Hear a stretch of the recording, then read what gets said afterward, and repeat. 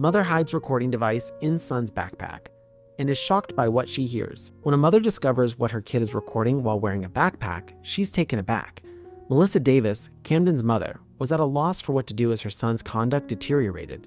She tried contacting her son's school to find out why his attitude had changed, but nobody she spoke to appeared to be interested. She then made the independent decision to look into it a bit more, and she was astounded by what she found.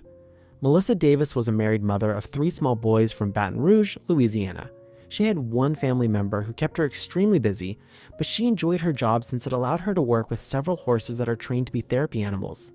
Due to his autism, her then 12-year-old son Camden kept her very busy. She was naturally quite protective, so she decided to investigate when he started acting strangely. She immediately thought of something that had happened at school. Is he experiencing stress from his teachers? Because Camden was accepted into the Greater Baton Rouge Hope Academy, Davis felt fortunate. The school's philosophy included inclusion, connections, encouragement, and acknowledging student successes, so she felt certain her special needs kid would be comfortable there. However, she was in error. The academy took great satisfaction in its capacity to instruct pupils with learning difficulties, including dyslexia, Asperger syndrome, Down syndrome, autism, and ADHD. However, there was a serious problem with their ability to instruct their students. A few months into the academic year, Davis noted strange shifts in Camden's demeanor. He began peeing the bed, something he had stopped doing when he was 3 years old, and he was more agitated and nervous than normal. She made the decision to discuss it with him. She received the unmistakable feeling that her kid was hiding something from her, even though he refused to tell her if anything was wrong. She went to the school for assistance because, as a mother, she wasn't going to give up on him so simply. Davis visited Hope Academy and made attempts to meet with the principal and other school authorities because she thought her son's strange conduct could be related to his new school. But she chose to go in a different direction because the school wasn't particularly welcoming. One morning, Davis put a recording recorder in Camden's backpack and sent him on his way. She had no idea that her heart would stop when she heard what was on the recorder, but she had hoped that the gadget might provide her with some insight into what was actually happening at school. Although she was aware that her actions were a little extreme, she was at a loss for what to do because the school refused to assist her. She couldn't wait to hear what was on the recording when Camden got home. But when she heard what was on the recording, her interest evolved into worry, then into indignation. She began to shake a lot. Davis assumed that her kid was being bullied by peers, which is regrettably a typical occurrence in schools these days. As it happens, she was only partially correct. Bullying was occurring in Camden, but not with the students. The tape demonstrated that the people making fun of the children's speech patterns were the adults at the school. In addition, a teacher and a teacher's assistant informed Camden that he would never succeed in public education, as if being made fun of wasn't cruel enough. Davis felt like she was about to blow apart at that very moment. "I just wanted to cry, scream, and do everything I could because it was so bad," she stated to WBRC. It was heartbreaking to consider that she had been sending her son there on a daily basis and that she was unaware of the previous events. She, however, was not going to let them off the hook. She looked to social media and the media for support.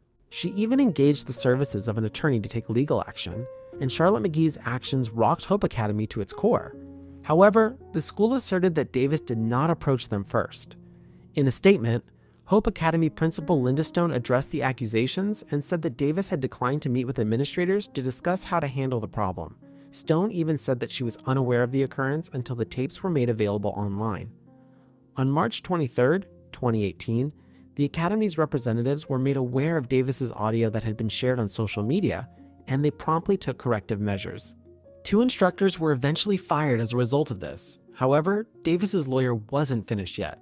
One of the worst possible things you can do is take advantage of the infirm or disadvantaged child, McGee stated to WBRC. They required the additional security, and he was not given it. I was appalled to hear how this boy was treated on the video his mother had made. However, McGee and Davis were committed to making sure that another youngster would never experience this. In an effort to warn other parents to watch out for similar warning signs in their special needs children that may point to a similar predicament, Davis published the audio snippets. The head of the school board promised everyone that things would get better. Parents and board president Brandon Black had a meeting to talk about strategies for making sure that what happened to Camden never happens again. Finding funds in the budget to install cameras at the school was one of the possibilities that were explored. However, this was insufficient to control one father's rage. The autistic son of Aiden Reynolds was astounded by Davis's tape. Reynolds told WBRC, "The father in me was deeply disappointed and incensed. I have felt furious. How could they allow this to happen? The lawyer in me may ask. How are these teachers being screened? Do they provide them any assistance or sensitivity training? President Black talked about a number of topics with parents, including doing more thorough background checks and providing Hope Academy instructors with sensitivity training. Hope Academy attempted to undertake some damage control throughout these many years, even while the school carried on with its much-needed damage control. Hope Academy has established a solid reputation for skillfully meeting the educational requirements of the community of people with special needs. These recordings don't represent who we are. In her statement, Principal Stone said, "We ask that the community not allow the actions of two persons to reflect on the reputation of and the mission of our school, a mission we've tried so hard to build." Davis, though, is not taking any risks. If there's special needs, look at the situation as to why your child is acting that way, because no child deserves to go through what my child did, Davis stated to WBRC. However, she had a responsibility as a mother to ensure that her son's experience never occurred again. Davis moved Camden from Hope Academy to a new school, but she was skeptical of his new instructors because of the trauma of what had transpired previously. She therefore verified their eligibility. She verified once more that Camden's new instructor had training in psychology and had worked with children who had unique needs. However, she is aware that her son's experience left a terrible aftertaste. Unfortunately, Camden is still plagued by the trauma he experienced at the hands of his previous professors. However, Davis thinks her kid may return to being the kind youngster he once was with a little love and encouragement.